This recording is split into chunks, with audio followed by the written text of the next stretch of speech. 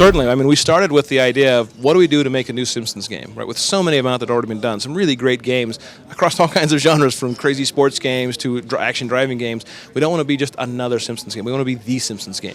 We wanted to start with something that was, from the beginning, true to the show. Something that actually fans would love, that was actually taking the franchise in a new way and saying, we don't want to do something that is Simpsons slapped on top of a license. We wanted to invent a new gameplay and actually say the Simpsons, something that's true to the fans and true to the show. If you make a video game out of The Simpsons, you want to make it look something like the show. It's been really successful looking like the show for a very long time, so why break that formula and say, because the previous games have never looked like the show. Some of them have tried to come close, some of them have tried cel shading. So the stuff we've done is say, make it feel like you've stepped through the TV screen and you're actually in the Simpsons world, you're actually in Springfield. So getting the look there was the important thing to start with. From there, it was the comedy.